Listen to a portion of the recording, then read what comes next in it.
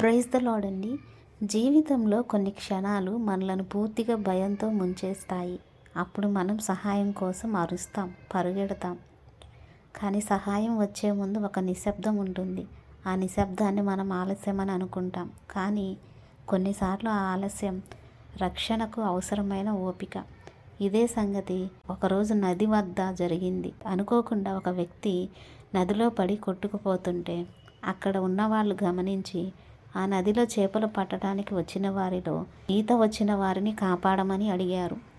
ఆ చేపలు పట్టేవారిలో ఒకడు గజ ఈతగాడు ఉన్నాడు. కానీ ఆ ఈతగాడు నదిలో కొట్టుకుపోతున్న వ్యక్తిని చూసి ఒక నవ్వు నవ్వి, కంగారు పడకండి, కాసేపు ఆగాక వెళ్తాను అన్నాడు.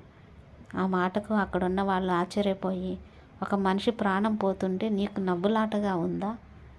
నీకు కావాలంటే డబ్బులు పడేస్తాం, ముందు వెళ్ళి కాపాడు అనగానే ఆ ఈతగాడు మళ్ళీ నవ్వి ఇంకోసారి నదిలో తొంగి చూశాడు.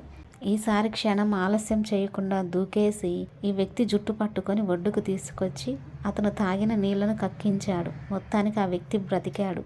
డబ్బులు ఇస్తాను అనగానే కాపాడాడని భావించి అందరూ ఆ ఈతగాడికి డబ్బులు ఇవ్వబోయారు.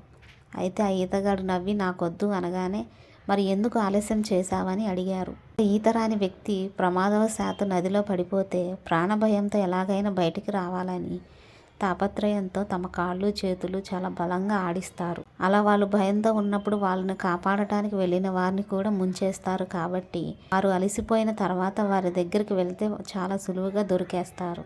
అందుకే నేను ఆలస్యంగా అతని దగ్గరికి వెళ్ళాలని సమాధానం చెప్తాడు. మనకు ఓపిక ఉన్నంత వరకు దేవుని దగ్గర నుండి సహాయం దొరకదు. ఎప్పుడైతే వట్టి చేతులతో ఆయన ముందు మోకరిస్తామో అప్పుడే మనకు ఆయన దగ్గర నుండి సహాయం దొరుకుతుంది. మనిషి భయపడితే అతని చేతులు కాళ్ళు గట్టిగా కొడతాయి. అప్పుడు అతనిని కాపాడటానికి వచ్చిన వారిని కూడా లోపలికి లాగుతాడు. అందుకే అలిసిపోయి వదిలేసిన క్షణంలోనే రక్షణ సులభం అవుతుంది. అలాగే మన జీవితంలో కూడా మనం తట్టుకోలేకపోయినప్పుడే, మన ప్రయత్నాలు పూర్తిగా ఆగినప్పుడే దేవుని సహాయం మన దగ్గరకు చేరుతుంది. మనం వేచి చూసే ఓపికను పరలోక తండ్రి పరీక్షిస్తాడు.